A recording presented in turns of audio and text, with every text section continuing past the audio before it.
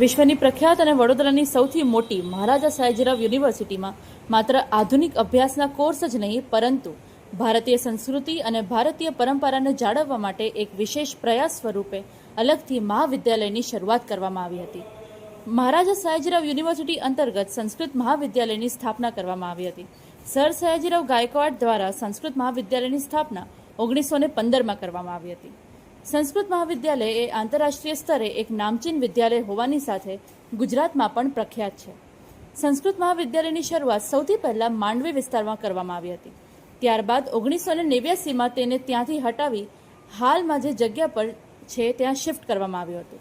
ભારતીય સંસ્કૃતિને બચાવવા અને લોકોને પારંપરિક જ્ઞાન મળે અને વેદો, પુરાણ, ઉપનિષદ જેવા ગ્રંથોનું નવી પેઢી અધ્યયન કરી શકે તે હેતુથી સંસ્કૃત મહાવિદ્યાલયની શરૂઆત કરવામાં આવી હતી.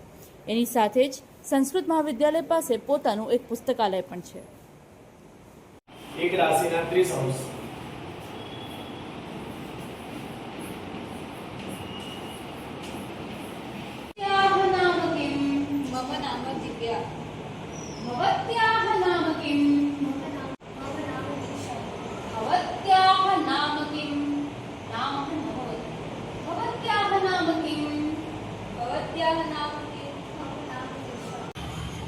નમસ્કાર, હું ડૉક્ટર યોગેશ ત્રિવેદી, બરોડા સંસ્કૃત મહાવિદ્યાલય પ્રાધ્યાપક.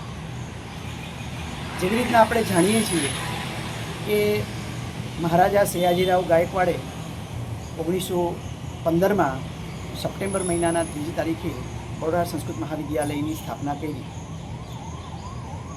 મહારાજાએ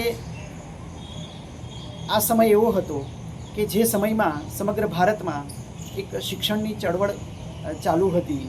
આપણે વાત કાશીની કરીએ તો ત્યાં બનારસ હિન્દુ વિશ્વવિદ્યાલય BHUની સ્થાપના એ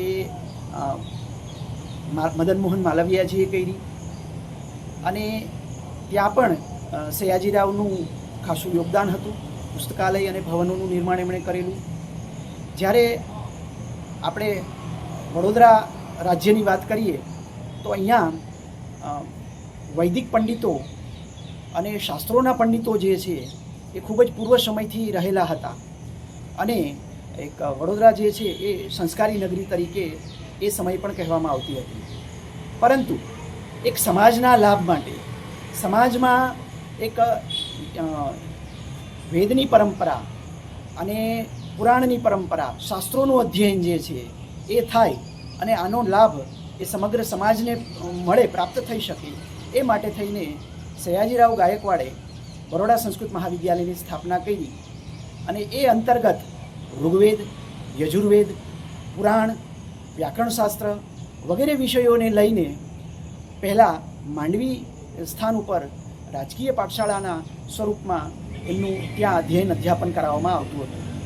આ મહાવિદ્યાલયના પ્રથમ પ્રાચાર્ય આદરણીય શ્રી મૂલશંકરભાઈ યાજ્ઞિક હતા કે જેમણે પ્રથમ પ્રાચાર્ય તરીકે એમનો કાર્યભાર સંભાળ્યો. અને એવું કહી શકાય કે જે અત્યારે વડોદરા જે રાજ્ય જે છે એ વડોદરા રાજ્ય એ સમયનું અને અત્યારે જે વડોદરા શહેરને સંસ્કારી નગરી તરીકે ઓળખવામાં આવે છે તો એમાં ક્યાંક ને ક્યાંક જો યોગદાન કહી શકાય તો એ બરોડા સંસ્કૃત મહાવિદ્યાલયનું કહી શકાય.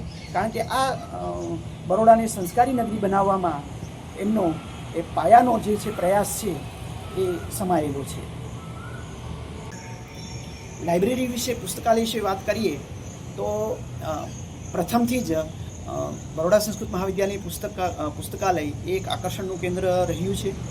અહીંયા સંસ્કૃતના પૂર્વના સમયથી દુર્લભ પુસ્તકો જે છે એ આપણને અહીંયા મળી રહે છે અને દરેક શાસ્ત્રો ઉપરના પુસ્તકો છે એ આપણને અહીંયા પ્રાપ્ત થાય છે. પહેલાં એવી પરંપરા હતી કે પુસ્તકોની આપ-લે થતી હતી. અહીંથી પુસ્તકો છે એ ત્યાં જતા અને ત્યાંથી પુસ્તકો જે છે એ આપણને મહાવિદ્યાલયમાં પ્રાપ્ત થતા હતા.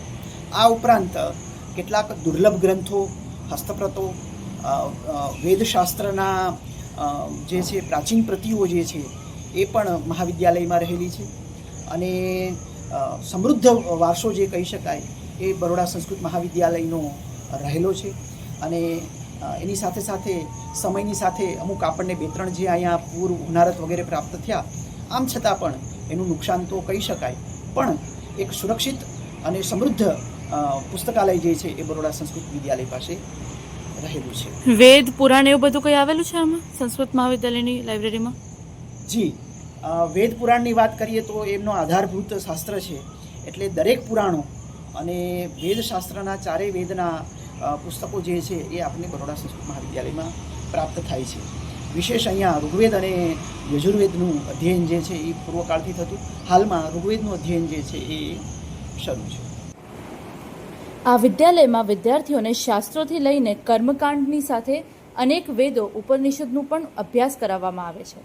આ અભ્યાસક્રમથી વિદ્યાર્થીઓ ભારતીય સંસ્કૃતિ વિશે અને એની આધુનિકતા વિશે ઊંડાઈથી જાણીને તેનો અભ્યાસ કરી શકે છે. નમસ્કાર, હું ડૉક્ટર સુરેશ પટેલ બરોડા સંસ્કૃત મહાવિદ્યાલયની અંદર પ્રાધ્યાપક તરીકે જોબ કરું છું. બરોડા સંસ્કૃત મહાવિદ્યાલયની અંદર અલગ અલગ શાસ્ત્રોનો અભ્યાસક્રમ કરાવવામાં આવે છે, જેમ કે ધર્મશાસ્ત્ર, વેદાંતશાસ્ત્ર, વ્યાકરણશાસ્ત્ર, સાહિત્યશાસ્ત્ર, વાસ્તુશાસ્ત્ર, જ્યોતિષશાસ્ત્ર, શુક્લ યજુર્વેદ યાજ્ઞિકી, શુક્લ યજુર્વેદ એવા વિભિન્ન પ્રકારના શાસ્ત્રોનું અધ્યયન કરાવવામાં આવે છે. આ ઉપરાંત દરેક બ્રાન્ચોની અંદર વિદ્યાર્થીઓ એડમિશન લેતા હોય છે. જે પરંપરાથી જે પ્રમાણે જે ભણાવવામાં આવે છે એ પરંપરા પ્રમાણે જ ભણાવવામાં આવે છે. ભૂતકાળની અંદર આપણે જોઈએ તો અહીંયા બરોડા સંસ્કૃત મહાવિદ્યાલયની અંદર 400-500 વિદ્યાર્થીઓ જેટલા પણ એડમિશન થતા હતા. વર્તમાન પરિસ્થિતિની અંદર પણ જોઈએ તો આપણે લગભગ 150 થી 200 વિદ્યાર્થીઓ દર વર્ષે એડમિશન લેતા હોય છે અને અલગ અલગ શાસ્ત્રોની અંદર અભ્યાસ શાંતિપૂર્વક કરતા હોય છે. મહારાજા સયાજીરાવ યુનિવર્સિટી માટે આ એક રીતે ગર્વની વાત છે કે સંસ્કૃત મહાવિદ્યાલયથી અનેક જાણીતા લોકો અભ્યાસ કરીને જીવનમાં આગળ વધ્યા છે અને સફળ થયા છે. ઉલ્લેખનીય છે કે આ સંસ્કૃત મહાવિદ્યાલયમાં યુજી, પીજી સહિત ડિપ્લોમા કોર્સીસ પણ ભણાવવામાં આવે છે.